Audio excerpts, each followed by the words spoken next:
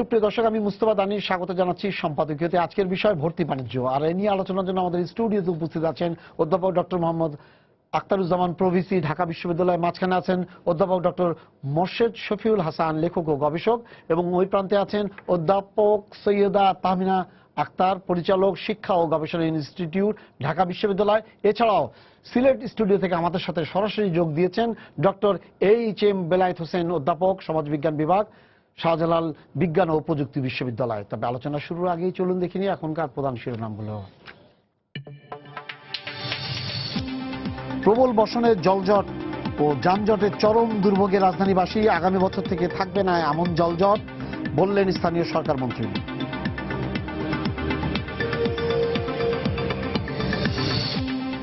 নির্বাচন কমিশনের জন্য আস্থা ফেরানোই বড় চ্যালেঞ্জ, মত বিশ্লেষকদের। সংলাপে বিচক্ষণতা ও দৃঢ়তার পরিচয় দেওয়ার পরামর্শ।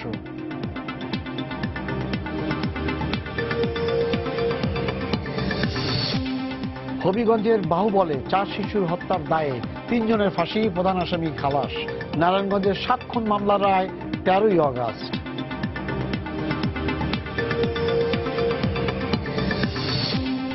সরকারিভাবে ব্যবস্থাপনায় হজে যাওয়ার ক্ষেত্রে নানা অব্যবস্থাপনার অভিযোগ, অস্বীকার ক্যাম্প পরিচালকের।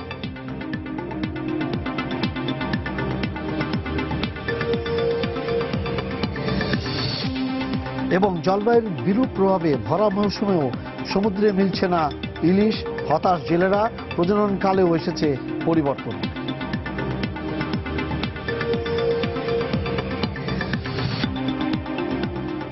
আপনাকে দিয়ে শুরু করি। শিক্ষা ব্যবস্থার যে সমন্বয়হীনতা, আমরা বারবার বলে আসছি এটা, পাশাপাশি বারবার ওই পরীক্ষা পদ্ধতির বিভিন্ন পরিবর্তনের ফলে শুধুমাত্র শিক্ষার্থী বা শিক্ষক না, সবাই নাজেহাল হচ্ছে এবং নাভিশ্বাস অবস্থা তাদের। এর মধ্যে যখন পাস টাস করে যখন বিশ্ববিদ্যালয়ের জন্য যখন ভর্তিতে আসে, তখন এসে তার একদম নাকা নিচু পানি। সিলেট একবার, বরিশাল একবার, ওখান থেকে হাজীদানের উত্তরে দিনাজপুর একবার, তারপরে রাজশাহী একবার, তারপরে আবার চিটাগাং একবার। এই দৌড়াদৌড়ির অবস্থাটা কবে নাগাদ শেষ হবে স্যার? এটার জন্য কোনো সমন্বিত কোনো পরিকল্পনা কি এই বিশ্ববিদ্যালয়গুলো আছে, তাদের চিন্তা ভাবনা আছে? আচ্ছা, আপনাকে ধন্যবাদ। আচ্ছা, প্রথমত নাজেহালের মাত্রা ক্রমান্বয়ে কমে আসতেছে এইভাবে যে আপনি এখন তথ্য প্রযুক্তির যুগ, তো আজ থেকে 2-3 বছর পূর্বে যতটা হয়রানির শিকার হতে হতো ভর্তিচ্ছু শিক্ষার্থীদের, এখন কিন্তু সেটা নেই। এটা একটা আনন্দের খবর সব দিক থেকেই। আগে বিভিন্ন জায়গায় যেতে হতো, এটা সশরীরে উপস্থিত থেকে দরখাস্ত করতে হতো, নানাবিধ ঝক্কি ঝামেলার মধ্যে ছিল। কিন্তু এখন কিন্তু অনেকগুলো পরীক্ষা দেওয়াটা জীবনের একটা অংশই। এটা বরঞ্চ আপনি অন্যভাবে বিবেচনা করার সুযোগ আছে। আমি চাই না যে ভোগান্তি থাকুক, আমার উদ্দেশ্য ভোগান্তি কমুক, সংক্ষেপ হোক। কিন্তু একই সঙ্গে মনে রাখতে হবে যে একেবারেই এক জায়গায় কম্পার্টমেন্টালাইজড করে তারপরে একজনে বড় বড় ডিগ্রি অর্জন করবে, জীবন এটাও কাম্য না। আপনার নিশ্চয়ই আমেরিকান শিক্ষা জীবনের কথা মনে পড়বে যে ভর্তি পরীক্ষার সিস্টেমে হয়তো একটি পদ্ধতি আছে, কিন্তু একজন 11th 12th ক্লাসের শিক্ষার্থীও বিভিন্ন জায়গায় তাকে গমন করতে হয়। জীবনের এগুলো কিন্তু একটা শিক্ষা।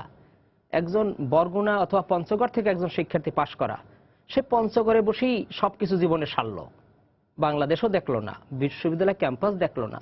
এটা আমি এই খাতিরে বলছি না যে এই বর্তমান ব্যবস্থায় বিদ্যমান থাকুক, কিন্তু আমি বলছি যে ঝক্কি ঝামেলা খুবই সহজ আমাদের দেশে ওই মাত্রায় কোনো ঝক্কি ঝামেলা নাই। ফিনান্সিয়াল ইনভলভমেন্টও এখন এত বেশি না, কারণ এখন এই যে যোগাযোগ বা যেভাবে হয়েছে সবগুলাই আছে। কিন্তু যেটি এই হতে পারে সেটি হলো যে এটাকে হয়তো সংক্ষিপ্তকরণ করা হতে পারে। সেজন্য আপনি ওই কথাটা খুব ভালো বলছেন যে এটিতে চলছে, এটার আরো বেটার কোনো অপশন আমরা অ্যাভেল করতে পারি কিনা, সেই বিষয়টি আমাদের হয়তো ভাবতে হবে। কিন্তু এটি ঠিক যে আজ থেকে 2-4 বছর পূর্বেও যে অবস্থা ছিল সেই অবস্থা থেকে এমন একটি অবস্থানে আসছি তথ্য প্রযুক্তির উপর নির্ভর করে, তাতে অনেক লাঘব হয়েছে। জি স্যার, উনি বলেছেন তথ্য প্রযুক্তির কারণে কমে গেছে। এখন যে ছেলেটা, যেমন আমাদের আপনাদের সময় আপনারা যখন পড়াশোনা করে করেছেন তখন 3-4টা ইউনিভার্সিটি ছিল স্যার, মোটামুটি ভাবে আপনি কিন্তু সেট মার্কে থাকতেন। কিন্তু এখন তো স্যার ইউনিভার্সিটির সংখ্যা 150। তো এখন এই 150 ইউনিভার্সিটির মধ্যে যদি আপনি প্রাইভেট গুলো বাদ দেন, শুধুমাত্র পাবলিকে বলেন যে আপনি জন্য, তাহলেও গোটা 10-12 থাকে। 12 জায়গায় যাওয়ার পরে ওর ভেতরে কি থাকবে স্যার? আমি যেহেতু আপনি তুললেন কথাটা, আমি সেখান থেকে শুরু করি। আমি স্বাধীনতার পরে প্রথম ব্যাচ যা ঢাকা বিশ্ববিদ্যালয়ে ভর্তি হয়েছিল, আমাদেরকে কিন্তু ভর্তি পরীক্ষা লিখিতভাবে দিতে হয়েছে এবং এরপরে ভাইভাও দিতে হয়েছে। কিন্তু আমি যেটা খেয়াল করেছি, আজকেও চিন্তা করলাম এই প্রোগ্রামে আসার আগে, মনে হয় না আমাদের সঙ্গে, আমরা অনেকে পরীক্ষা দিয়েছিলাম, আমাদের সঙ্গে অভিভাবককে ঢাকায় আসতে হয়নি। হ্যাঁ, এখন অভিভাবকরাও আসে, সকালবেলায় পরীক্ষা দিচ্ছে ঢাকা বিশ্ববিদ্যালয়ে, বিকালবেলায় জগন্নাথ বিশ্ববিদ্যালয়ে, তারপর দিন হয়তো ছুটতে হচ্ছে রংপুরে, তারপরে দিন হয়তো আবার চট্টগ্রামে যেতে হচ্ছে, আর মাথায় যেতে হচ্ছে। এই যে ভর্তির সাথে ভর্তি যুদ্ধ কথাটা এখন পত্রিকায় এভাবে লেখা হয়, তো যুদ্ধের সবটাই নেতিবাচক দিক নয়, হয়তো ইতিবাচক দিকও আছে, কিন্তু এক্ষেত্রে এটা বিভীষিকা, যুদ্ধের বিভীষিকার দিকটা দেখা যায়। এই যে ছাত্রটি ঢাকা বিশ্ববিদ্যালয়ে সকালবেলায় পরীক্ষা দেবে, মাঝখানের সময়টা সে কোথায় খাবে, তার বাথরুম ইউজের প্রয়োজন হতে পারে, তার অভিভাবকের দরকার হতে পারে, সে ঢাকার শহরে নতুন এসছে, এটা কিন্তু আমাদের বিবেচনা না উচিত, কিন্তু এটা হচ্ছে না। এখন সেটা হতে পারে, যেটা হলো যদি বোর্ডের যে দুটো পরীক্ষা এসএসসি এইচএসসি রেজাল্ট হিসাবে সে যদি পরীক্ষার্থী জানে যে আমি এই নাম্বারের মধ্যে আমি ঢাকা বিশ্ববিদ্যালয়ে পাবো অথবা পাবো না, যে দরখাস্ত করতে পারবো অথবা পারবো না, আমাকে তাহলে অন্য অপশনটা নিতে হবে, বেছে নিতে হবে। তো সেটা সেই ব্যবস্থা হলে এটা হতে পারে।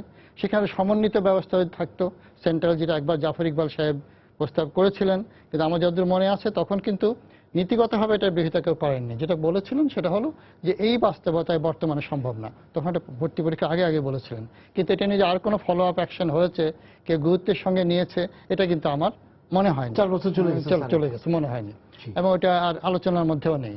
তো এটা একটা কারণটা আমি জানি, যেহেতু আমি এখন আর শিক্ষকতায় নেই, আমি বলতে পারি যে এটা বোধহয় করাটা খুব কঠিনই হবে, কারণ সবাই তো আমাদের সুবিধা নিতে চাচ্ছেন, এবং শিক্ষকরা এটা সবচেয়ে বিরোধিতা করবেন, কারণ যত ভর্তি পরীক্ষা হচ্ছে শিক্ষকরা তার কিছু সুযোগ সুবিধা তারা পান, আর্থিকভাবে পান। কাজে এটা যদি সরকার বা প্রশাসন একেবারে আমাদের কিছুই তো চাপাতে পারেন না, ওইভাবে চাপিয়ে না দেন, এটা করা বাস্তব সম্ভব হবে না। তো এটা করতে পারলে হতে পারতো। আরেকটা কথা আছে এখানে, সেটা হলো এই যে প্রত্যেকটা ছাত্রই কিন্তু চাচ্ছে ঢাকা বিশ্ববিদ্যালয়ে ভর্তি হতে, এবং তার মধ্যে আবার বিশেষ বিভাগে সে ভর্তি হতে চায়, না পেলে সে অন্য জায়গায় চেষ্টা করে। তো এইটাও একটা সমস্যা, যদি সে জানতো যে না ঢাকা বিশ্ববিদ্যালয় তার পক্ষে সম্ভব না, তার ওইখানে ভর্তি হতে হবে, ওইখানে তাকে দরখাস্ত করতে হবে, তাহলে হয়তো ওটা সহজ হতো। কিন্তু যদি সেট মার্ক দেওয়া থাকে স্যার, সেটা মনে করেন আর প্রত্যেকটা ছেলে মেয়ে যদি এই 8 লাখ ছেলে মেয়ে যদি মনে করে যে আমি ঢাকা ইউনিভার্সিটিতে ভর্তি হব, তা তার কেন স্যার, এবং বিবিএতে ভর্তি হবে, সে কেন এটা ভাবছে? তার ভাবার ক্ষেত্রে ইংল্যান্ডে তো পড়তে দিচ্ছে না স্যার, ওকে তো গাড়ি বলছে তুমি যা গাড়ি চালাও না। তো আমার কথা হচ্ছে স্যার, আপনাকে তো উচ্চশিক্ষা করতেই দিচ্ছে না, একদমই দেয় না, যে তোমার এই তো যোগ্যতা নাই, তুমি যাই গাড়ি চালাও না, মেকানিক হওয়া, বেতন সমানই হবে। কিন্তু এখানে যে অপশনটা যেটা হচ্ছে যে প্রত্যেকেই স্যার, আপনি বললেন 100 সিট আছে এটার জন্য, কেন সে ভাবছে কি করে এটা, যে তার ইয়েটা যদি আপনারা সেট মার্ক করে দেন তাহলে তো এই সমস্যাটা হয় না স্যার। ঢাকা ওই যে মার্কের কথা বললেন, এখানে একটা অনাস্থা কাজ করছে, যে বোর্ডের যে রেজাল্ট তারপরে বিশ্ববিদ্যালয় আস্থা রাখছে না, পুরোপুরি রাখতে পারছে না, এবং এটা ওই যে দেখা গেছে যে তারা বোর্ডে ভালো রেজাল্ট করে এখানে ইংরেজিতে ফেল করেছে, এটাও একটা কারণ হতে পারে। তো এই যে পুরো শিক্ষা, এটা বিচ্ছিন্ন হবে, কিন্তু উচ্চশিক্ষাটাকে বিচ্ছিন্নভাবে দেখা যাবে না, পুরো ব্যবস্থাটাই আমাদের বিবেচনায় আনতে হবে। এবং আমি প্রাসঙ্গিকভাবে কথাটা বলি যে এর বাইরেও কিন্তু আমরা হয়তো সবাই জানিও না, ইতিমধ্যে বাংলাদেশের বা আমাদের দেশে ঢাকার যে শীর্ষস্থানে যে বেসরকারি বিশ্ববিদ্যালয়গুলো, তারা কিন্তু বোর্ডের রেজাল্টের আগেও কিন্তু তারা ভর্তি পরীক্ষা নিয়েছে, রেজাল্ট দিয়ে ফেলেছে, এবং তারা তাদেরকে ভর্তি করবে। তারা যে ওই যে নাম্বার দিয়ে তাদের মোটামুটি হ্যাঁ, ওইটা তার বোর্ডের, এটা তো হতে পারে না, হওয়া উচিত না। একটা দেশের জাতীয় শিক্ষা ব্যবস্থার মধ্যে এই স্বাধীনতা তার থাকা উচিত না।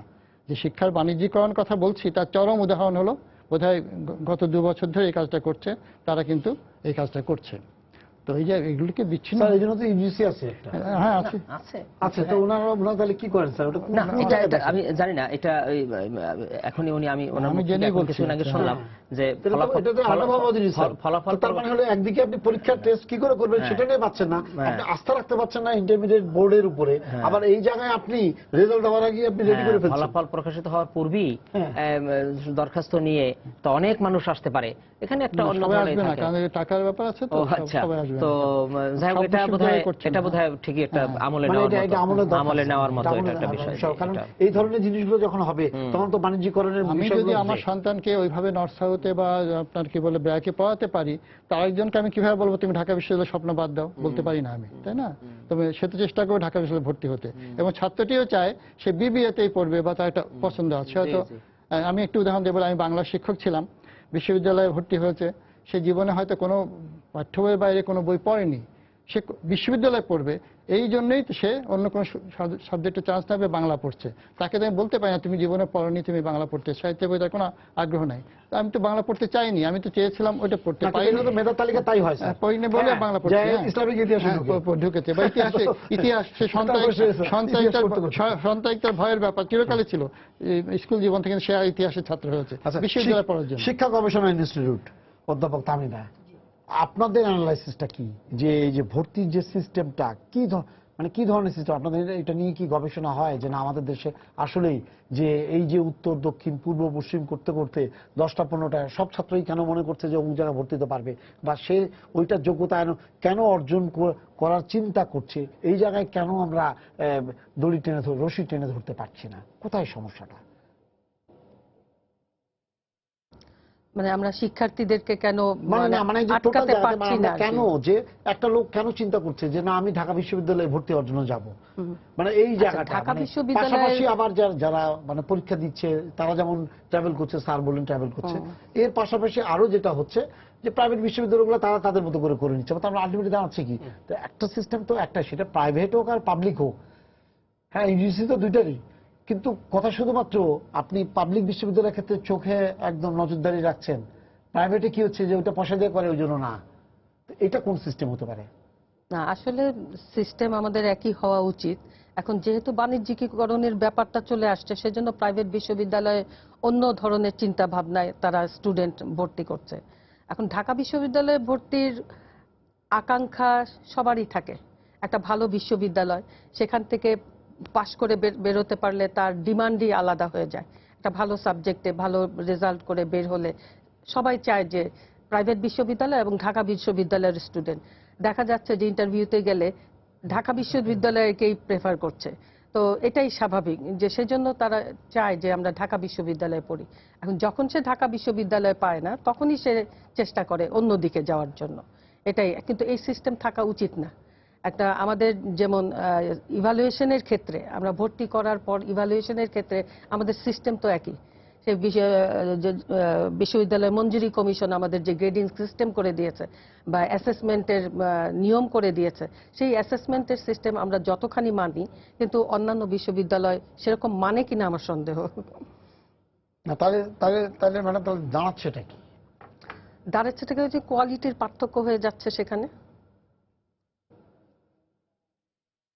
কোয়ালিটির পার্থক্য হয়ে যাচ্ছে। স্যার এখন একটা জিনিস বলি, এই যে এই ভর্তি বাণিজ্যের মধ্যে সবচেয়ে বড় উপকারী সংখ্যাটা কিন্তু কোচিং সেন্টার, এবং আমি দেখলাম এরা ইন্টারমিডিয়েট পরীক্ষা যখন আরম্ভ হয়েছে তার ঠিক আগে দিয়ে সবার কাছ থেকে টাকা উঠাই নিয়েছে, কোটি কোটি, 1-2% না, আমাদের 400-500 কোটি টাকা হবে এক একজনের কাছ থেকে, যে এখন যদি আপনি ভর্তি করেন তাহলে আপনাকে 15,000 দিতে হবে, কিন্তু তখন যদি ভর্তি করেন তাহলে 30,000 দিতে হবে। এইটা করে স্যার পুরো ওরা ভালো করে জানে যে বিভিন্ন জায়গায় ইউনিভার্সিটিতে ভর্তি হবে, এবং এর ফলে দেখা যাচ্ছে 500 কোটি টাকার বাণিজ্য করে ফেলছে প্রায় এরা, এবং এই কোচিং সেন্টারগুলো। তার মানে দেখা যাচ্ছে আমরা বলছি কোচিং সেন্টার বাদ দিয়ে কাজ করো, কিন্তু পরীক্ষা তো দিচ্ছে কোচিং এর উপর বেস করে, এখন ভর্তি পরীক্ষা যেটা হচ্ছে সেটাও। সমস্যাটা কোথায় স্যার, গার্জিয়ানদের, শিক্ষকদের, না শিক্ষার্থীদের? আপনাদের আমাদের এই সকল বক্তব্য থেকে একটা অগ্রগতি কিন্তু আমাদের আসছে, সেটি হলো যে এবছর থেকে অন্তত পক্ষে কোচিং এর যে বিষয়টি সেটি কিন্তু লাগাম টেনে ধরা হয়েছে, আইন করে তদারকি করে এগুলো ওভারসির মাধ্যমে এটা কিন্তু বড় আকারে লাগাম ধরা হয়েছে। এটি একটা ভালো দিক। হয়তো সামনের দিনগুলোতে এমন একটা সময় আসবে যে দানেশ ভাই আপনি এই কথাটা হয়তো উত্থাপনই করবেন না যে কোচিং মানে যেটা হয়তো ইতিহাসের একটা বিষয়বস্তু হয়ে যাবে, কারণ হয়তোবা আমরা এদিকে যাচ্ছি। এগুলো একটা অগ্রগতির একটা সূচক আমাদের হলো। আমি আপনাকে একটা চমৎকার একটা ইনস্ট্যান্স দেই যেটা আপনাদের খুব ভালো লাগবে। ওই যে বললেন যে বিশ্ববিদ্যালয় পরীক্ষা কেন এরকম বিভিন্ন জায়গায় নিচ্ছে, আপনার ওই কনসার্নটা আমি বুঝি যে ঠিকই। একটা চমৎকার উদাহরণ যে পাস পাওয়া সবাই জিপিএ পাস পাওয়া দুইটি পরীক্ষাতেই আমি সব, যেহেতু ঢাকা বিশ্ববিদ্যালয় সবাই আসতে চায়, তো এবছর 37,000 পাস করছে, আমি সেখান থেকে আমার ধারণ ক্ষমতা আছে 6,800 বা 7,000, আমি 7,000 নিয়ে নিলাম। কিন্তু মজার বিষয় হয়ে গেলে জানেন, ঢাকা ইউনিভার্সিটি যে বললাম স্বপ্নের বিশ্ববিদ্যালয়, দেশের এর একটা ঐতিহ্য আছে, ইতিহাস আছে, এখানে এমন কিছু শিক্ষার্থীরা ভর্তি হতে পারে নিজের মেধার যোগ্যতায়, গ্রামীণ সম্প্রদায় থেকে আসা যারা ঢাকা বিশ্ববিদ্যালয়ে পরীক্ষা দিয়া 4.5 পেয়েছে, ভালো বিষয় পেয়েছে, কেননা একেবারেই একটা প্রকৃত শিক্ষার্থী, ভালো একজন মেধাবী শিক্ষার্থী, কিন্তু ঢাকা বিশ্ববিদ্যালয়ে সে সুযোগটা তাকে দিয়েছে। এই কম্পিটিশনে অংশগ্রহণ করার পর সে বিজয়ী হয়েছে, এখানে ভর্তি হওয়ার সুযোগ পেয়েছে। পড়ার পরে দেখা গেল জীবনে সেই জাতিকে অনেক কিছু দিতেও পেরেছে। বহু ভুরি উদাহরণ আছে। সব জায়গায় হচ্ছে, এটা কিন্তু একটা সব গুরুত্বপূর্ণ। জায়গায় কিন্তু পরীক্ষা হচ্ছে এবং পরীক্ষার মাধ্যমে কিন্তু না, পরীক্ষার মাধ্যমের কথা বলছি না, আমি বলছি যে এই যে সুযোগটি আপনি শুধুমাত্র এই যে কাট পয়েন্টে আমি নিয়ে নিলাম, তাতে এই ছেলেটি আমার কখনো প্রতিযোগিতা অংশগ্রহণের সুযোগ পেত না। কাট পয়েন্টে বলি আপনি পরীক্ষা দিয়ে নিচ্ছেন। না, পরীক্ষা দিয়ে নেব তো, তখন তো আমার ওপেন রাখতে হবে, সকলের জন্য ওপেন রাখতে হবে। এবং আর আমি যদি শুধু উপর থেকে এরকম নিয়ে নেই একটা স্ল্যাব, না উপর দিয়ে তো এটা আমার মনে হয় জানি না স্যার, জানি আপনাদের 13 সালে যেটা প্রস্তাবটা করেছিল ওর মধ্যে কিন্তু উপরে না ছিল, এরকম অপশন দেবে বিভিন্ন ভাবে ছিল। আমার 6800 আমি উপর থেকে নিয়ে নিলাম। না, এই যে উপর থেকে নিয়ে বললেন নো, এটা হবে না। এর কারণ হলো, কারণটা বলি, এখানে একটা ভালো ডিবেট হইতে পারে। চমৎকার একটা কথা বলছেন, আমি অঙ্কটা ভাবছিলাম। আমাকে 6800 দিলেন, আমার এই 6800-র মধ্যে অন্ততপক্ষে 2000 আছে যারা এখানে অনেক বিষয় পড়বে না। আমার এই অন্য জায়গার অন্য একটু নিচের সেখান থেকে অন্তত 3000 আসে যারা আমার ওইখানে ওই বিষয়গুলো পড়বে, অনেক এই বিষয়গুলো আছে। ফলশ্রুতিতে ম্যানেজমেন্টে হঠাৎ করে একটি বড় আকারের বিপর্যয় ঘটে যাবে, এটা কোনো সন্দেহ নাই, কিন্তু অসম্ভব নয়। আপনার এই প্রস্তাবটি একেবারেই অসম্ভব না যে এটি আমাদের করতে পারি। যাই হোক, আমি যেটা বলতেছিলাম যে সেটি হলো যে কোচিং এর এই বিষয়টি আর নাই। আর এই যে বাণিজ্যের আরেকটি মিসনোমার আছে, একটি ভুল ধারণাও আমাদের আছে যে এখান থেকে একটি বড় আয় হয়, সে আয়ের বেনিফিশিয়ারি শিক্ষকরা, এরকম বহুভাবে। আমি আপনাকে যদি একটা স্ট্যাটিস্টিক দেই, এখানে প্রফেসর তাহমিনা, উনি আমাদের শিক্ষা গবেষণা ইনস্টিটিউটের পরিচালক, উনিও আছেন, ওনাদের কাছে এগুলোর ডাটাও আছে। আমার মনে হয় না খুব বেশি একটা পয়সা শিক্ষকদের হাতে। আমার মনে হয় যে এরকম সিটিং টিটিং যায়, এখানে টুকটাক এরকম বসে পায় মানুষে, আমার মনে হয় এইরকম আর অন্যান্য কিছু যায়। এবং যে তহবিলটা বিশ্ববিদ্যালয় ফান্ডে যায়, এই তহবিলটি আবার রাষ্ট্রীয়ভাবে জাতীয় বাজেট থেকে আমাদের সেখান থেকে কর্তন করা হয়। বলে একটা ভুল ধারণা কিন্তু আমাদের বিশ্ববিদ্যালয় সম্পর্কে আছে, এটা অনেকেই জানে না। তারা ভাবে যে এই পরীক্ষা নেওয়ার মধ্য দিয়ে যে রোজগার করে সেইটা বোধহয় একটা বিরাট টাকা, এবং এই টাকা বোধহয় অনেক শিক্ষকরা অনেক পায়। কত টাকা পায় সেটা বললে আপনার হয়তো হাসবেন, কতে পারে। কিছু লোকেরা যারা এক্সটেন্সিভলি জড়িত থাকে তাদের হয়তো বা ফিগারটা একটু বাড়ে, অন্যদের অত্যন্ত কম। 2 নম্বরে একটি অংশ কেন্দ্রীয় তহবিলে যায়, সেই কেন্দ্রীয় তহবিলের সেই টাকাটি বিশ্ববিদ্যালয়ের যে জাতীয় বাজেট থাকে সেই বাজেট থেকে কর্তন করা হয়। ফলশ্রুতিতে ওটা একেবারেই একটি ধারণা আর কি, এটি নগণ্য খুবই এটা। সুতরাং এটা পাবলিক বিশ্ববিদ্যালয়ের জন্য একেবারেই বাণিজ্য না, বরঞ্চ ওই বিষয়াবলী ঠেস দেওয়ার জন্য যা দরকার ততটুকুই হয়। স্যার, আমি একটু শাহজালাল বিশ্ববিদ্যালয়ে যাই। অধ্যাপক বেলায়েত হোসেন।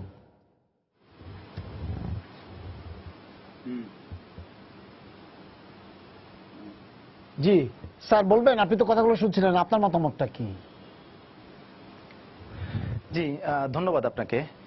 আমি আখতারুজ্জামান স্যারের শেষ কথাগুলো দিয়ে স্টার্ট করতে চাই। সেটা হচ্ছে আসলে ভর্তি বাণিজ্য সম্পর্কে যে বিষয়টা উঠে আসছে বেশ কয়েক বছর ধরেই, আসলে শব্দটা এটা নেগেটিভ কনোটেশন আছে বিশ্ববিদ্যালয়ের শিক্ষকদের সম্পর্কে। তবে এটা ঠিক যে গুচ্ছ পদ্ধতি বলেন বা সমন্বিত পদ্ধতি বলেন, যে পদ্ধতিতেই বলেন, আপনি ভর্তি পরীক্ষা যদি আমরা নিতে পারি বাংলাদেশে, আসলেই আমাদের খরচ বাঁচবে, আমাদের শিক্ষার্থী যারা আছেন তাদের অভিভাবকদের এবং তাদের কষ্ট লাঘব হবে বা কমবে, এবং সর্বোপরি টোটাল যে খরচটা আছে আমাদের সেটাও আমরা আসলে একটা জায়গায় নিয়ে আসতে পারবো যতটুকু সম্ভব কমিয়ে। কিন্তু স্যারের কথা শেষের দিকে যেটা আমার এবারকার রিয়েলাইজেশন, কারণ আমি এবার ভর্তি পরীক্ষার যে পরীক্ষাটা শেষ হলো সেই ভর্তি পরীক্ষার সদস্য সচিব ছিলাম মূল কমিটির, এবং আমি খুব ভালোভাবে দেখেছি আসলে ভর্তি বাণিজ্য বলতে যা বোঝানো হয় বিভিন্নভাবে এবং বিভিন্ন জায়গায় যেভাবে ব্যাখ্যা দেওয়া হয়, আসলে বিষয়টা সম্পূর্ণ বিপরীত একটা অবস্থা কিন্তু বিশ্ববিদ্যালয়ের ভেতরে। যেমন স্যার ফিগারটা বলতে চাননি আসলে শিক্ষকরা কত পান, আমি আপনাদেরকে একটা ধারণা দিতে পারি। 54,000 পরীক্ষার্থী এবার পরীক্ষা দিয়েছেন শাহজালাল বিশ্ববিদ্যালয়ে গেলবার, এবং সেখান থেকে যদি আমরা একটা অ্যাভারেজ বলি যে শিক্ষকরা কত পেয়েছেন টাকা, তাহলে আপনারা আসলেই চিন্তা করতে পারবেন না যে কত কম। সেটা আসলে 8 থেকে 10,000 টাকা একজন শিক্ষক পেয়েছেন অ্যাভারেজ। সেখানে কর্মচারীরা কাজ করেন, সেখানে কর্মকর্তারা কাজ করেন। এবং আরো ইন্টারেস্টিং বিষয় হচ্ছে, আমরা কিন্তু স্যার বলেছেন এটা যে ন্যাশনাল বাজেটের যে বিষয়টা বলেছেন, ইউজিসি থেকে আমাদের নির্দেশনা আছে বিশ্ববিদ্যালয়গুলোতে। আমি জানি এইবার যে নির্দেশনাটা ছিল প্রতি বছরই আসে। সেটা হচ্ছে বিশ্ববিদ্যালয়ের যে টোটাল ভর্তি ফর্ম আমরা বিক্রি করে বলেন বা এটা বিলি করে বলেন, যেভাবেই বলেন, আমরা যে টাকাটা আমরা পাই সেই টাকার কিন্তু 40 থেকে 60% বিশ্ববিদ্যালয় কোষাগারে আমাদের জমা দিয়ে দিতে হয়, অর্থাৎ শাহজালাল বিশ্ববিদ্যালয়ে। এবং সেটা কিন্তু টোটাল যে বাজেটটা তৈরি হয় প্রতি বছর বিশ্ববিদ্যালয়ের, সেই বাজেটের একটা অংশ বলেই সেই বাজেট থেকেই কিন্তু আমাদেরকে মাইনাস করে রাখা হয় সেই টাকাটা। তার বাইরেও কিন্তু আমরা একটা নির্দিষ্ট অঙ্ক, বিশ্ববিদ্যালয়ের ভেতরে একটা স্কুল আছে, সেই স্কুলে 5% আমরা সেখান থেকে টাকা দিয়ে থাকি। সব খরচ বাদে যে টাকাটা থাকে সেই টাকাটা কিন্তু আমরা ডিস্ট্রিবিউট করে থাকি। স্যার আপনাকে একটু থামা যাবে স্যার, আপনি যেটা বলেছেন, তাহলে কেন স্যার এই কথাগুলো কেন বাতাসে ভাসতে থাকে? কেন এই কথাটা কারা কিভাবে উঠালো যে স্যারদের কোনো মানে এখানে বলা হচ্ছে যে স্যারদের একটা বড় অংশ মনে করে যে তারা কিছু জায়গা থেকে বঞ্চিত হবে, কিন্তু আপনি যে কথা বললেন এবং প্রভিসি যিনি আক্তার স্যার যেটা বলেছেন তাতে বোঝা গেল যে না, এটা কোনো তেমন কোনো টাকা না, 8-10 হাজার টাকা কিন্তু কোনো টাকা না, এর থেকে অনেক বেশি টাকা ওনারা পান। সেক্ষেত্রে কেন এই কথাটা কেন চালান দেওয়া হলো স্যার? কারণ হচ্ছে, আমার মনে হয় একটা বিষয় হচ্ছে সেটা যে শিক্ষার্থী যারা পরীক্ষা দিতে চান তারা কিন্তু বিভিন্ন বিশ্ববিদ্যালয়ে পরীক্ষা দেন, বিভিন্ন জায়গায় কিন্তু বিভিন্ন শহরে গিয়ে তাদের বা সিটিগুলোতে গিয়ে তাদের পরীক্ষা দিতে হয় এবং তাদের কাছ থেকে কিন্তু খরচটা কিন্তু আসলেই বেশি হয়। সুতরাং আপনি যদি একজন স্টুডেন্ট যদি যে পরীক্ষা দিতে চাচ্ছে, বিশ্ববিদ্যালয়ে ভর্তি হতে চাচ্ছেন, তিনি যদি বা তার ফ্যামিলি যদি 3টা 4টা 5টা জায়গায় যদি ভিজিট করেন এবং সেখান থেকে ফর্ম কিনেন, তাহলে কিন্তু আসলেই একটা বাংলাদেশের মতো সোশিও ইকোনমিক কন্ডিশনে একটা ফ্যামিলির জন্য আসলেই কিন্তু এটা বার্ডেন হতে পারে বা বার্ডেন হয়ে যায়। যে কারণে মনে হয় যে আসলে শিক্ষার্থীর পয়েন্ট অফ ভিউ থেকে যদি বা তার ফ্যামিলির পয়েন্ট অফ ভিউ থেকে আপনি চিন্তা করেন, তার কিন্তু আসলেই অনেক খরচ হচ্ছে, অনেক কষ্ট হচ্ছে। এবং সেই জায়গা থেকে বের হয়ে আসার জন্য আসলে আমাদের শিক্ষাবিদ যারা আছেন, যারা টেকনিক্যাল এক্সপার্টস আছেন, তারা কিন্তু বলেছেন যে এটা সম্ভব বাংলাদেশে পরীক্ষা নেওয়া, গুচ্ছ পদ্ধতি বলেন বা আপনি সমন্বিত পদ্ধতি বলেন। আমরা কিন্তু শাহজালাল বিশ্ববিদ্যালয়ে আরম্ভ করেছিলাম 2টো বিশ্ববিদ্যালয় দিয়ে, শাহজালাল বিজ্ঞান ও প্রযুক্তি বিশ্ববিদ্যালয় এবং যশোর বিজ্ঞান ও প্রযুক্তি বিশ্ববিদ্যালয় দিয়ে। কিন্তু সেই সময়টাতে একটা প্রশ্ন উঠেছিল যে কেন আমরা 2টো বিশ্ববিদ্যালয়ে আমরা আসলে এই পরীক্ষাটা স্টার্ট করছি, তাহলে তো 2টো এলাকার শিক্ষার্থীরা আসলে অ্যাডভান্টেজ পাচ্ছেন, বাংলাদেশের সবাই কিন্তু সেই সুযোগটা পাচ্ছেন না একসাথে ইয়েটা দেওয়ার। যদি আমরা একসাথে পরীক্ষা নিতে পারি এবং টেকনিক্যাল বিশ্ববিদ্যালয় যেগুলো আছে, যেমন আমাদের ইঞ্জিনিয়ারিং অ্যান্ড টেকনোলজিজ ইউনিভার্সিটি আছে, সায়েন্স অ্যান্ড টেকনোলজিজ ইউনিভার্সিটি আছে, আমাদের জেনারেল ইউনিভার্সিটিসগুলো আছে, আমরা যদি গুচ্ছ ক্লাস্টার তৈরি করতে পারি, যে আসলে আলাদা আলাদা ইউনিভার্সিটিগুলোকে আলাদাভাবে যদি আমরা ক্লাস্টার তৈরি করে ফর্মগুলা সেভাবে SMS করলো স্টুডেন্টরা, আমাদের টেকনিক্যাল সাপোর্টটা আমাদের এক্সপার্টসরা আছেন তারা দিতে পারবেন, সেটা যদি সম্ভব হয়, তবে হ্যাঁ, যেটা আশা করা হচ্ছে যে এই বছর থেকে বা আগামী বছর থেকেই সম্ভব হবে কিনা আমার যথেষ্ট সন্দেহ আছে। কারণ এই বিষয়ে যথেষ্ট প্রিপারেশনের দরকার আছে, আলোচনার দরকার আছে, এক্সপার্ট যারা আছেন তাদেরকে নিয়েই আসলে বসা দরকার, পলিসি মেকিং এ যারা আছেন তাদেরকে, বা সরকারের যারা সিদ্ধান্তের জায়গায় যারা আছেন, যারা দেন, তাদেরকে অবশ্যই বসতে হবে। ঠিক আছে স্যার, আপনি আমাদের সাথে থাকুন স্যার। স্যার উনি যে কথাটা বলেছেন স্যার, এরশাদ স্যার আপনি কি বলছেন? হ্যাঁ, ওনার কথা যে উনি শেষে আমি যে কথাটা বলতে চাইছিলাম শেষে উনি বলেছেন। একজন শিক্ষক হয়তো তার ব্যক্তিগত প্রাপ্তি খুব সামান্যই, কিন্তু একজন ছাত্র বা অভিভাবক তিনি তো যদি এমন হতো সমন্বিত পদ্ধতিতে হতো বা গুচ্ছ পদ্ধতিতে হতো, অনেক কমে যেত। শুধু যাতায়াতের খরচ না, তার প্রত্যেকবার তো তার ওই যে অনলাইনেও তাকে ফর্ম ফিল আপ করতে হয়, তারও একটা খরচ আছে একবার করতে। আপনি মেডিকেল কলেজে ব্যাপারটা ধরেন, মেডিকেল কলেজে এখন কি হয়, সেন্ট্রালি পরীক্ষা নেওয়া হয় এবং তারপরে রেজাল্ট ডিস্ট্রিবিউট করে দেওয়া হয়। তো সেটা তো হতেই পারে অনায়াসে। আমি এটুকুই বলতে চাই, আর বেশি বলতে চাই না। ম্যাডাম যে একটা কথা বললেন যে ঢাকা বিশ্ববিদ্যালয়, আমিও বলেছি ঢাকা বিশ্ববিদ্যালয় সবাই ভর্তি হতে চায়। আচ্ছা, এখন এইটা হলো ঢাকা বিশ্ববিদ্যালয়, বা একসময় এই ভূখণ্ডে ঢাকা বিশ্ববিদ্যালয় একমাত্র বিশ্ববিদ্যালয় ছিল, এরপর অন্যান্য বিশ্ববিদ্যালয় হয়েছে। এমন তো না যে ঢাকা বিশ্ববিদ্যালয়ে সর্বশ্রেষ্ঠ মেধাবী শিক্ষকরা আছেন, অন্য জায়গায় তারা নেই, তা তো না।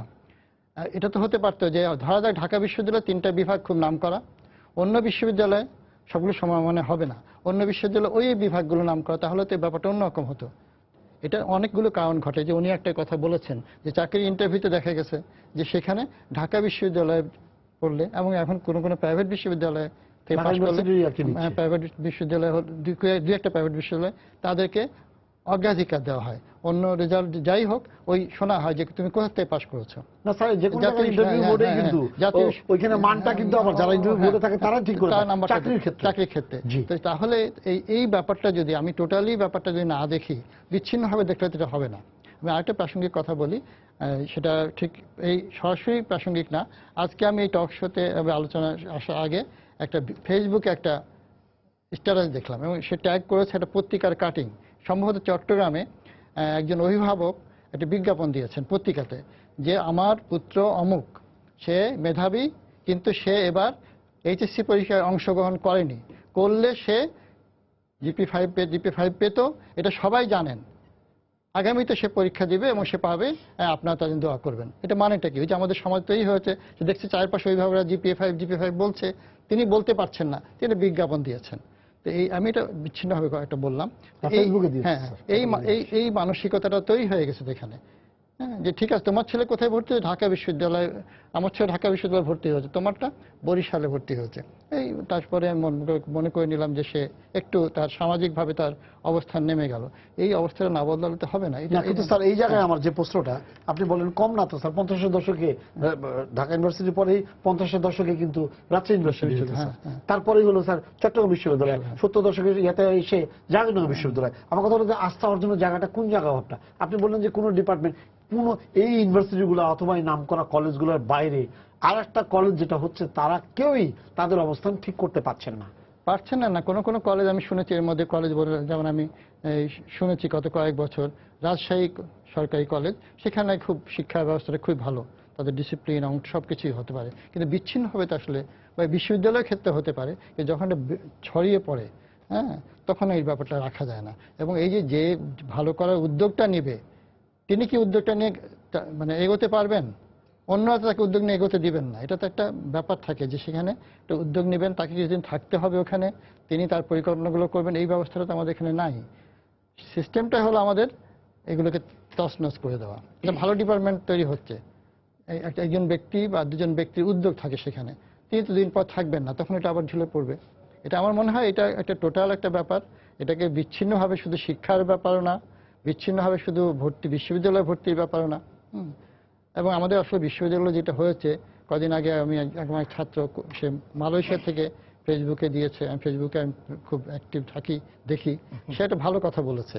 আমি সেখানে ফিল্ম নিয়ে পড়তে গেছে, বাংলার ছাত্র, সে বলেছে যে আমাদের বিশ্ববিদ্যালয়গুলো হলো বেকার ডিগ্রিধারী বেকার তৈরির কারখানা। এবং তার যুক্তিগুলো ভালো, যে এই যে ডিগ্রি না নিত তাহলে সে হয়তো যে কারিগরি কাজ করতো, অমুক করতো, এখন সে ডিগ্রি নেওয়ার পর সে আর ওই হোয়াইট কলার চাকরি করবে না। আমি যখন অন্য দেশের সাথে তুলনা করি তখন আমাদের এই জিনিসটা মনে হয়। আপনি সূচনায় এটা বলেছিলেন যে সবাইকে বিশ্ববিদ্যালয়ের ডিগ্রি নিতে হবে, বিশ্ববিদ্যালয় হলো গবেষণা, উচ্চশিক্ষা গবেষণার জন্য, এটাই তো ধরে নেওয়া হয়, কিন্তু আমাদের সবাইকে বিশ্ববিদ্যালয়ের ডিগ্রি নিতেই হবে এবং বিশেষ বিষয়ে পড়তে হবে। একটা পুরো জাতি, আমি জানি না, আমি হয়তো কেউ আহত হবেন, পুরো জাতি বিবিএ পড়বে, তাহলে তো জাতি হতে পারে না। সবাই বিবিএ পড়তে এখন এমন অবস্থা হয়েছে বিবিএর নাম শুনলে মানুষ দৌড় দিচ্ছে, বিবিএ প্রজন্ম ওদিকে আর যাচ্ছে না, মানে বিবিএ পড়তে পড়তে বিবিএর অবস্থাটা যা হয়েছে। ইতিহাস কেউ পড়বে না, ফিজিক্স কেউ পড়ছে না, আমি বাংলার কথা বাদই দিলাম, ফিজিক্স কেউ পড়ছে না, হ্যাঁ, ইকোনমিক্সও কেউ পড়ছে না, সেটা সব বিবিএ পড়ছে। তো এটা বিশ্ববিদ্যালয়ে তো কাজ কি বলে গবেষণা করা, উচ্চশিক্ষা করা। স্যার গতবার রেজাল্ট নিয়ে এই যে পরীক্ষার্থী যারা ঢাকা বিশ্ববিদ্যালয়ে পরীক্ষা দিয়েছিল তাদের পাস ফেলের রেজাল্ট নিয়ে একটা ভয়াবহ অবস্থার সৃষ্টি হয়েছিল। এইবার আপনারা কি চিন্তা করছেন? এই যে ওই যে শিক্ষামন্ত্রী বললেন না, এবার কিন্তু আমরা খাতাগুলো কিন্তু ওইভাবে দেখেছি, আপনারা এইভাবে বলবেন না, হ্যাঁ, এবার আপনাদের কি আস্থা এই জায়গায় আসছে যে না আসলেই ভর্তির পরীক্ষার পার্সেন্টেজটা বাড়বে? না, সেটি হবে। আমি তার আগে একটা পয়েন্ট একটু সংক্ষেপে একটা রেসপন্স করি। আমাদের শাহজালাল বিজ্ঞান ও প্রযুক্তি বিশ্ববিদ্যালয়ের সমাজবিজ্ঞানের অধ্যাপক এইচ.এম. ব্লাদ সাহেব চমৎকার একটা অ্যানালিসিস দিয়েছেন এবং উনি বাস্তবতা কিন্তু বুঝতে পেরেছেন। উনি যে ফিগার বলছেন, আমার মনে হয় ওনার ইউনিভার্সিটিতে শিক্ষক একটু কম বিধায় হয়তো বা ওই টাকাটা হয়েছে, কিন্তু আমাদের বিশ্ববিদ্যালয়ে ওইটা কিন্তু আরো কম, হ্যাঁ আরো কম, সেখানে আরো কম। কিন্তু ওনাকে ধন্যবাদ যে উনি একটা বাস্তবভাবেই উপস্থাপন করেছেন, সবকিছু করে রাখেননি। আরেকটা জিনিস হলো আমাদের এই শফিউল চৌধুরী সাহেব, উনি একটা কথা বলছেন, ব্র্যান্ড বেনিফিট অলওয়েজ ম্যাটার্স। এটা ঠিক, মানে ঢাকা ইউনিভার্সিটির আসছেন একটা ব্র্যান্ড বেনিফিট পাবেন আপনি। নটিংহাম ইউনিভার্সিটি আর যদি বলি অক্সফোর্ডের একটা ব্র্যান্ড ভ্যালু আছে, এটা থাকবেই, এটা বাংলাদেশে শুধু এটা না, ঢাকা বিশ্ববিদ্যালয় এটা থাকবে। হার্ভার্ড আর লুইভিল ইউনিভার্সিটি এক হবে না, যখন হার্ভার্ড শুনবে Harvard graduate is something great. তো সুতরাং এটা কিন্তু সব পৃথিবীর সকল প্রসিদ্ধ বিশ্ববিদ্যালয়ের ক্ষেত্রে এই ব্র্যান্ড বেনিফিট ভ্যালু এটা অ্যাসেসড হবে, এটা মূল্যায়িত হবে। এবং বাস্তবতা হলো এই, শুধু সেই কারণেই যে উপরে ওঠে তা না। বাস্তবতা হলো এরকম, আমরা বিভিন্ন জায়গায় গিয়ে বিভিন্ন একটি সার্ভেও হয়েছিল, তো সেই সার্ভেতে দেখা গেল যে ঢাকা ইউনিভার্সিটির গ্রাজুয়েট যে বিভিন্ন কারণে তার মধ্যে বাড়তি কিছু জিনিস প্রবেশ করে, সেটা বলতে পারেন এটা একটা বাড়তি সুবিধা। আমাদের ঢাকা ইউনিভার্সিটির ইতিহাস ঐতিহ্য আছে, তার অবকাঠামো আছে, সুবিধা দিয়ে আছে, রাজধানীতে প্রাণ থাকে। কেন্দ্র অবস্থিত ইত্যাদি ইত্যাদি, এবং এর সবকিছুর সাথে সংশ্লিষ্ট হয়ে যেতে পারে খুব দ্রুততার সাথে আশেপাশের না সেটা অবস্থার সেটা আছে, প্রেক্ষাপটেও শুধু তাই না, আবার টিচিং কমিউনিটি তারা they are also coming from the very high একটা থেকে আসতেছে বিভিন্নভাবে, কারণ ঐতিহ্যগত কারণে। সেই কারণে নতুন একটা ইউনিভার্সিটি হয়তো বা সেই তালে যেতে পারবে না, এটা একেবারেই সত্য কথা। শুধুমাত্র নামের ঢাকা ইউনিভার্সিটির নামেই যে এটা বেনিফিট পাচ্ছে তা না, এর গ্রাজুয়েটরাও এই বাড়তি জিনিসও তাদের মধ্যে আছে, ফলে প্রায়োরিটিতে তারা প্রতিযোগিতায় তারা এগিয়ে যায়। ফলে এই জিনিসটা আমাদের বলে রাখা ভালো যে শুধু এইমাত্র হলে তাহলে গ্রাজুয়েটদের ইন্টেন্সিক যে ভ্যালু সেটা একটু কমে যায়, কিন্তু সেই দিকটা আমরা স্বীকৃতি দেই স্যার, একটা বিভিন্ন ফোন আছে, জায়গায়। স্যার। জি, দর্শক আপনার পরিচয় দিয়ে প্রশ্ন করুন। হ্যালো, জি, আসসালামু আলাইকুম। ওয়ালাইকুম আসসালাম। আমি লুৎফর রহমান বলছি ব্রাহ্মণবাড়িয়া থেকে। জি, বলেন। আমার প্রশ্নটা হলো, ফল বিপর্যয়ের সাথে ভর্তি বিপর্যয় তথা ভর্তি বাণিজ্যের সম্পর্ক রয়েছে কিনা। যেমন কুমিল্লা বোর্ডে মাধ্যমিকে উচ্চ মাধ্যমিকে যে লাগাতার ভাবে ভয়াবহ ফল বিপর্যয় চলছে, এমন বাস্তবতায় কুমিল্লা বোর্ডের গার্ডিয়ানগণ ভর্তি বাণিজ্যের আক্রমণের শিকার হওয়ার যথেষ্ট সম্ভাবনা রয়েছে কিনা, এর আশু প্রতিকারী বা কি? জি, আপনাকে ধন্যবাদ। আচ্ছা। 49% পাস করেছে স্যার, জি। এবার ম্যাট্রিকে তাই হয়েছে, মানে ভয়াবহ বিপর্যয়। তারপরেই স্যার ইন্টারমিডিয়েট, এখন যে নাম্বার পেয়েছে এবং যেতে, তাতে দেখা যাবে যে ওরা কোনো জায়গায় ভর্তি হতে পারছে না। এই কুমিল্লার ব্যাপারটি এটা নিয়ে তো অনেকগুলো ছিল, বলা হয়েছিল বোর্ডের কিছু কিছু কর্মকাণ্ড ভিন্ন ভিন্ন এগুলো আসছে, এগুলো তদারকি হচ্ছে, শিক্ষা মন্ত্রণালয় সংশ্লিষ্ট বোর্ড এগুলো কিন্তু দেখছে। আপনি যে কথাটা বলছিলেন দানেশ ভাই, একটি বিষয় যে গত বছর অ্যাডমিশন টেস্টে এটা একটা বড় বিপর্যয়, ধরনের ইয়ে কিন্তু হয়েছে, আমি একটা কথা আবার বলে রাখি আপনাকে, কোনো বিপর্যয় কিন্তু আমাদের ঘটেনি। সেটা হলো এই, আমাদের কিন্তু ক্যান্ডিডেট আমরা পর্যাপ্ত পেয়েছি, আমাদের কিন্তু অনেক আমি কিন্তু দিতে স্যার পারি। ওইটা বলিনি, কথাগুলো জাতীয় আচ্ছা, পর্যায়ে যে বলছি। কথাগুলো খুব বাজেভাবে আসছে, বাজেভাবে আসছে যে যে fail অনেক, করছে, এইটা, হ্যাঁ, ওইটা, এখন এগুলো লিখতে পারে না। আমার হ্যাঁ। বিশ্ববিদ্যালয় এক একটা ইউনিটের সর্বোচ্চ যেখানে ধারণ ক্ষমতা সেখানে আছে হয়তোবা 3000, আমি 3000-এর বিপরীতে আমার এখানে পাশ করা আছে 8000, 9000, 10000। তো সেখানে আমি 50,000-কে পাশ করিয়ে একটু বিরাট একটা তালিকা হতে পারতো। হ্যাঁ, সেটা হয়তো বা একটা ভালো একটা গুরুত্বপূর্ণ মেসেজ দিতে পারতো যে অনেকগুলো শিক্ষার্থী পাশ করেছে, সেই নিরিখে একটি গুরুত্ব বহন করতে পারতো। কিন্তু আমার রিকোয়ারমেন্ট যেখানে 2000, সে 2000 না, একটা ইউনিটের কথা বলছি, যেখানে 7000 আমার রিকোয়ারমেন্ট, 7000-এর বিপরীতে আমার তো 80,000 শিক্ষার্থী পাশ করা ছিল। তো ফলে আমাদের কোনো ডার্থ অফ ক্যান্ডিডেটস নাই, মানে ক্যান্ডিডেটের প্রার্থীর যে অপর্যাপ্ততা, অপ্রতুলতা সেটি ঘটেনি। যেটি ঘটতে পারতো, আমি আপনার সেন্টিমেন্টটা খুব অনার করি, এটা আমিও ধারণ করি এই যে আমার বেশি শিক্ষার্থী পাশ করা আছে, এইটি যদি হয় তাহলে এর মেসেজ একটা ইতিবাচক একটা মেসেজ পড়ে যে আমার এই শিক্ষার্থীরা যারা দ্বাদশ শ্রেণী পাশ করে আসলো, তারা যে ভালোভাবে পাশ করে আসলো, সেটি হয়তো একটা চমৎকার একটি বার্তা আমরা মানে এই দিতে কথাটাই পারতাম। কিন্তু আসে। এটি এটা একটা কিন্তু চমৎকার, আপনার গত এই কয়েক বছর ধরে এটা আসছে। আইডিয়াটা গত বছর আপনি বলেছেন, হ্যাঁ। আমি আপনার এই আইডিয়াটাকে অত্যন্ত সম্মান করি। গত কয়েক বছর যে হ্যাঁ, ধরে এটা আসছে। যখন শুনি আমরা যে 100 জনের মধ্যে আমার 12 জন পাশ করছে, হ্যাঁ। তখন আমি বলবো যে তাহলে পড়াশোনার মানটা তাহলে পুরো চলে যাচ্ছে 88 জন ফেল করছে। জি। এই পাশ ফেলের কথাটা যখন আমরা বলি, তখন কিন্তু আমরা একটু অ্যাসপারশন দেই, তখন আমরা একদম নেতিবাচক দিই। এটা আমাদের সমাজের কিছু মানুষ তারা কিন্তু ইচ্ছা করে ওই বিষয়টাকে বলে। আমাদের আপনার এই সূত্র ধরেই আমরা বলতে চাই, এটাকে পাশ ফেল হিসাবে দেখে আমাদের শিক্ষার্থীদেরকে ছোট করার কোনো কারণ নাই, আমাদের শিক্ষা ব্যবস্থাকে প্রশ্নবিদ্ধ করার কারণ নাই। এটা একটা নেতিবাচক একটা দৃষ্টিভঙ্গি, এই দৃষ্টিভঙ্গিটি পোষণ না করে আমরা বলি আমার রিকোয়ারমেন্ট যতটুকু ছিল ততটুকু নিয়েছি। এই শিক্ষার্থীরা কোনো একটা গিভেন কনটেক্সটে, কোনো একটি পরিস্থিতিতে এই পরীক্ষাটিতে পারেনি, এর মানে তার মেধা, তার মননশীলতা, তার দক্ষতাটাকে নাকচ করে দেয় না। কিন্তু আরেকটি কথা শিক্ষাবিদরা তো বলে ফেলছে স্যার, বলে ফেলে, এইটা হলো আমাদের ক্ষতিকর দিক। এটা আমি আন্তরিকভাবে দুঃখিত, এই যে কথাটা বললাম, অনুরোধ করব সকলকেই যে আপনারা এই ধরনের নেতিবাচক অ্যাপ্রোচটা নিয়ে আসবেন না। এতে আমাদের ভবিষ্যৎ প্রজন্ম এবং শিক্ষার্থীদের তাদের মেধা মাননকে অসম্মান করা হয়, আমাদের জাতীয় শিক্ষা নীতিকে, শিক্ষা পদ্ধতিকে সেটা প্রশ্নবিদ্ধ করা হয়, বিদেশে আমাদের ভাবমূর্তি ক্ষুণ্ণ হয়, এগুলো ইংলিশ ভাষণ হয়ে যায়। সঙ্গে সঙ্গে তারা দেখে যে বাংলাদেশে এই অবস্থা, তাহলে এদের দ্বাদশ শ্রেণী পর্যন্ত পড়াশোনার এটা বোধহয় কোনো ইমান নাই, কোনো স্ট্যান্ডার্ড নাই, এটা যায়। আরেকটি কথা বলে আমি শেষ করব, আমাদের ওই বিলায়েত সাহেব একটা চমৎকার কথা বলছেন যে আপনি যে বলছেন যে কেন তাহলে বাণিজ্য বলছে, বিলায়েত সাহেব একটা ব্যাখ্যা দিয়েছেন, আরো একটা ব্যাখ্যা আছে, আমি তার সাথে আরেকটা সংযোজন করে দেই। সেটি হলো এরকম, কিছু মানুষ আছে আমাদের মধ্যেই, আমাদের সহকর্মী, আমাদের যারা নিজেরা কাজে অংশগ্রহণ করে না, কিন্তু ঠিক সাইডে থেকে তখন এই বিষয়গুলোকে অন্যভাবে পোট্রে করে, সামনে নিয়ে আসে। এই সামনে নিয়ে আসে এবং অন্যভাবে তাদেরকে যদি দায়িত্ব দেওয়া হয় তখন বলবে যে না, আমি ওর মধ্যে থাকবো না। এটা কিন্তু একটা ফিলোসফি, এটা একটা ফিলোসফি। এখন তারও এটা অধিকার আছে এই বলার করার। এইভাবে করেও কিন্তু আমাদেরকে এমনভাবে একটি পোর্ট্রেয়াল দেওয়া হয়েছে, এমনভাবে এটাকে একটা অবয়ব দেওয়া হয়েছে, একটা নেতিবাচক অবয়ব দেওয়া হয়েছে। এবং এই মানুষগুলোই তারা বেশ প্রতিযশা ভালো মানুষ, এটাও ঠিক, সমাজের সজ্জন পরিচিত, কিন্তু সেই মানুষগুলো দায়িত্ব না নিয়ে শুধু পাশে বসে অনেকেই কিন্তু সমালোচনার চোখে এভাবে দেখে, ভিতরে ঢুকলে কিন্তু তখন তার ভুল ভাঙবে। আমরা শেষ পর্যায়ে আছি স্যার, আপনি যেটা যেটা হলো যে আপনি বোধহয় বলতে চেয়েছিলেন যে গতবারের পরীক্ষার সময়, বোধহয় ভর্তি পরীক্ষার সময় ঢাকা বিশ্ববিদ্যালয় কর্তৃপক্ষের পক্ষ থেকে আমার সম্ভবত ভিসি সাহেব উদাহরণ দিয়ে বলেছিলেন যে ওখান থেকে জিপি 5 পাওয়া এক ছাত্র এখানে ইংরেজিতে ফেল করেছে, তাই না? এটা ডিফেন্সিভ হিসাবে বলা। তো এটা হলো উদাহরণ, আপনি বোধহয় এটাকেই মিন করতেছেন। তো এরকম আরো দুই একটা উদাহরণ আরো অনেক আছে। আচ্ছা, এটা একটা কথা। এখন এবার শিক্ষামন্ত্রী বলেছেন, রেজাল্ট প্রকাশের সময় বলা হয়েছে যে এবার গতবারের মতো খাতা দেখা হয়নি, ভালোভাবে দেখা হয়েছে। আপনি হয়তো শুনে থাকবেন, আমরাও শুনেছি। আমি তখন 62 সালে একবার দেশে অটো প্রমোশন দেওয়া হয়েছিল, এবং অটো প্রমোশন যাওয়া দিয়েছে আমাদের অনেক ভালো ছাত্র ছিল। ওই শিক্ষা আন্দোলনের অনেক মানে কি বলা যায়, শিক্ষার ক্ষতি হয়েছে, ছাত্রের দাবি ছিল অটো প্রমোশন দেওয়া হয়েছিল।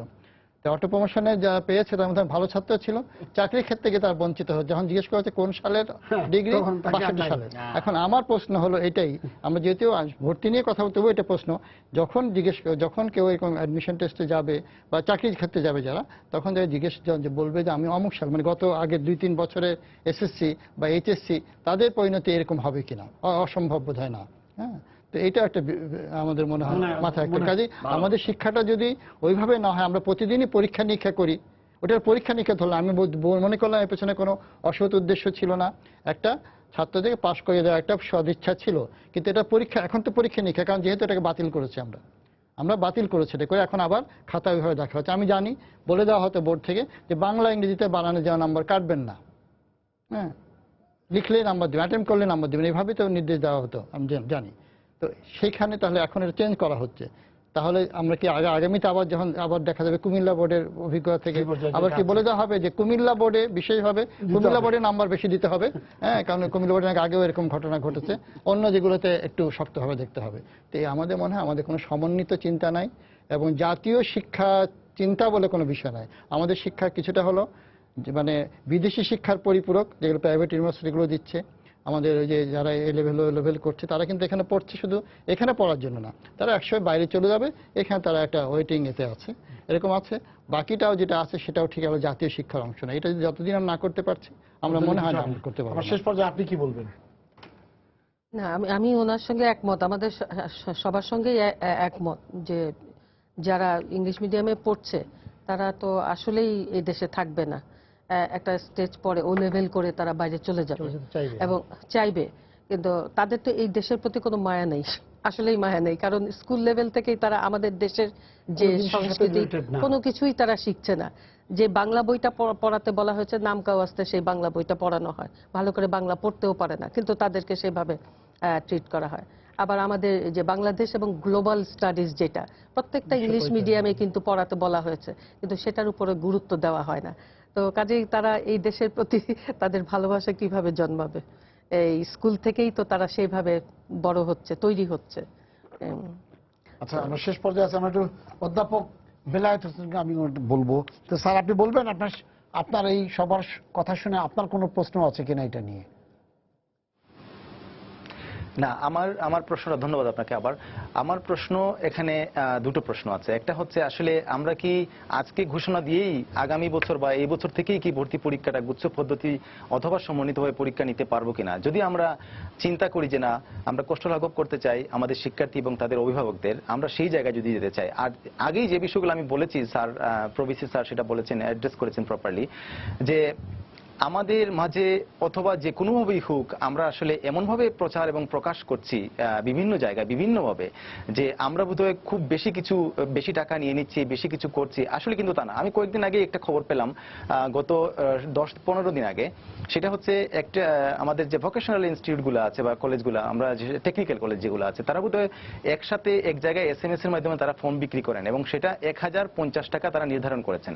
আপনি লক্ষ্য করবেন গত বছর শাহজালাল বিশ্ববিদ্যালয়ে বিভিন্নভাবে আন্দোলন হয়েছে, সেটা আমরা মাত্র 100 টাকা থেকে 200 টাকা বাড়িয়েছিলাম হচ্ছে দুটো আমাদের ইউনিটে আমরা হিসেব করে দেখেছি যে মাত্র 33 টাকা করে একটা সাবজেক্ট প্রতি 33 টাকা করে পড়ে, আরেকটাতে 19 টাকা করে পড়ে হচ্ছে প্রতি সাবজেক্টের।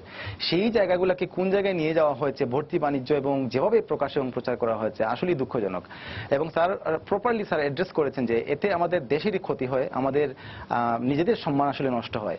আমরা নিজেরা যে জায়গায় যেভাবে জানি সেটা ডিস্টর্টেডলি আসলে আমরা ইনফরমেশনগুলা বিভিন্ন জায়গায় দিচ্ছি। আর আমি মনে করি যে আমাদের ভর্তি পরীক্ষা যদি আমরা নিতে চাই আমরা কিন্তু একসাথে নিতে পারবো, কিন্তু তার জন্য আমি বলছি যে আমরা হুট করে একটা সিদ্ধান্ত নিয়ে নিলাম এবং আমরা কিন্তু নিয়েছিলাম, আমরা 2013-14 সালের ভর্তি পরীক্ষা নিয়েছিলাম, আমরা বুঝেছি পরবর্তীতে প্রবলেমগুলো কি কি, বিভিন্ন ধরনের প্রবলেম হচ্ছে শাহজালাল বিশ্ববিদ্যালয়ে এবং সিলেটে, এবং যে কারণে আমাদের একাডেমিক কাউন্সিল তৎকালীন তারা মোটামুটি ভালোই সিদ্ধান্ত নিয়েছিলেন বলে সবাই মনে করেছিলেন, তারা কিন্তু ওই পদ্ধতিতে আর যাননি। সুতরাং বুঝে আমাদের ভালোভাবে যে বিষয়গুলো ফিজিবিলিটি টেস্ট করে আমরা সব বিষয়গুলো বিবেচনা করে কিন্তু আমরা গুচ্ছ পদ্ধতি বা সমন্বিত পদ্ধতিতে হয়তো যেতে পারবো। কিন্তু আমি বারবার বলছি যে এই মুহূর্তে যেতে পারবো কিনা অথবা 2 বছরের ভেতরে যেতে পারবো কিনা আমি ব্যক্তিগতভাবে, কারণ আমি একটা পরীক্ষার সদস্য সচিব হিসেবে আমি বলতে পারবো একটা ইউনিভার্সিটির আমি পরীক্ষা ব্যবস্থা সম্পর্কে ম্যানেজমেন্টের বিষয়টা যতটুকু আমি জেনেছি বা বুঝেছি আসলে সারা বাংলাদেশের সব বিশ্ববিদ্যালয়ের পাবলিক বিশ্ববিদ্যালয়ের পরীক্ষাগুলা আমরা এইভাবে নিতে পারবো কিনা এটা নিয়ে সন্দেহ আছে, সময়ের ব্যাপার এবং আলোচনার অনেক বিষয় আছে। জি, আপনাকে ধন্যবাদ স্যার। শেষ পর্যায়ে শেষ মিনিট আপনি একেবারে শেষ কথায় একটা বলবো, এটা ওই আপনি একটি কথা দিয়ে শুরু করেছিলেন যে আমাদের এই বিপুল সংখ্যক শিক্ষার্থী পাশ করলো, সবাই বিশ্ববিদ্যালয়ের ডিগ্রি নিতে হবে কেন, সবাই নেবে কেন? এটি একেবারে একটা যৌক্তিক প্রশ্ন। আমরা অনুরোধ রাখবো সবাইকে এমন ভাবে যে আমাদের এখনো বিপুল একটি ক্ষেত্র আছে যে ক্ষেত্রে যদি কোনোভাবে একটা প্রশিক্ষণ নেওয়া যায় তাহলে চাকরির বাজার উন্মুক্ত, ব্যাপক চাহিদা আছে। আমাদের বিভিন্ন ভোকেশনাল আছে 2 বছর 3 বছর 1 বছরের বিভিন্ন কোর্স আছে, সেই কোর্সগুলো করলে তারা বিভিন্ন জায়গায় এমপ্লয়েড হতে পারে, দেশ বিদেশে বহু জায়গায় যে আছে। সকলকেই এই বিশ্ববিদ্যালয়ে একটি ডিগ্রি লাগবে এমনটি না, ভালো মানুষ হওয়া সবচেয়ে গুরুত্বপূর্ণ। এবং এটি যদি হতে পারে তাহলে যে যেখানেই যাক, যেখানেই এমপ্লয়েড হোক, সে একটা ভালো কর্মমুখী জীবন তার মধ্যে প্রবেশ করবে। তো আমাদের আবেদন থাকবে সকলের প্রতি যে শুধুমাত্র আমরা যেন সোনার হরিণের পিছে না দৌড়াই, আমরা যেন বাস্তববাদী হই, আমরা যেন কর্মমুখী হই এবং একটা ভালো নাগরিক ভালো মানুষ হিসেবে গড়ে উঠি। যদি তাই হতে পারি তাহলে যখন যেখানে যে কাজ করবো সেটি যেন সম্মানজনকভাবে করতে পারি। সেই জন্য বহু ক্ষেত্র আছে শিক্ষার, সেই শিক্ষার ক্ষেত্রগুলো যদি অবলম্বন করি, সার্টিফিকেট কোর্স আছে, ডিপ্লোমা আছে, বিভিন্ন বিষয়, সেগুলো করলে এগুলো কর্মমুখী এবং জীবনে ভালো মানুষ হলে এই দুইটা সমন্বয় ঘটলে এটি অসাধারণ অর্জন হয়ে যাবে। শেষ মিনিট আপনি কি বলবেন স্যার? আমি বলি যে শিক্ষা এমন একটা ব্যাপার যে ব্যাপারে জাতীয় ঐক্যমত্য দরকার। রাজনৈতিক মতপার্থক্য থাকতে পারে, দলে দলে ক্ষমতার বদল হতে পারে, এই সরকার আসবে, এরপর অন্য কোনো দলের সরকার আসবে, কিন্তু শিক্ষা নিয়ে কিন্তু প্রতি বছর বা প্রতি 5 বছর পর নতুন নতুন পরিকল্পনা চলতে পারে না। জাতীয় ঐক্যমত্য দরকার এবং সর্বাধিক গুরুত্ব দিয়ে শিক্ষাগত দেখা দরকার। কারণ শিক্ষাটা হলো বর্তমান না, শিক্ষা হলো ভবিষ্যতের কাজ। বাকিগুলো যা করা হয় অর্থনীতির ক্ষেত্রে যেটা করা হচ্ছে, বাণিজ্যের ক্ষেত্রে হলো বর্তমানের কাজ, কিন্তু শিক্ষাটা হলো আজকে যে কাজটা করছি তার ফলাফল। ভালো ফলাফল হলেও অনেক পরে যে এটা বোঝা যাবে যে কতটা ভালো, খারাপ হলেও এটা বিপর্যয়টা অনেক পরে বোঝা যাবে। তো এই দূরদৃষ্টিটা শিক্ষার ক্ষেত্রে খুব দরকার। আমার মনে হয় না ব্যক্তিগতভাবে যে এই দূরদৃষ্টির পরিচয় আমরা দিতে পারছি বা পেরেছি, অতীতে পারিনি, এখনো পারছি। সামনেও আমরা অনিশ্চিত না, অবস্থায় এখন আছি। আমাদের একটা দিগ্ভ্রান্ত অবস্থাতে। তো আপনাদেরকে ধন্যবাদ স্যার স্টুডিওতে আসার জন্য। পাশাপাশি আমি শাহজালাল বিশ্ববিদ্যালয়ের সিলেট থেকে ডক্টর বেলায়েতকেও আমি ধন্যবাদ জানাচ্ছি আমাদের সাথে যোগ দিয়েছেন বলে। সবাইকে শুভেচ্ছা জানিয়ে শেষ করছি আজকের সম্পাদকীয়। আগামীকাল আবারও দেখা হবে রাত 10টায়। দেখার আমন্ত্রণ রইল। শুভরাত্রি।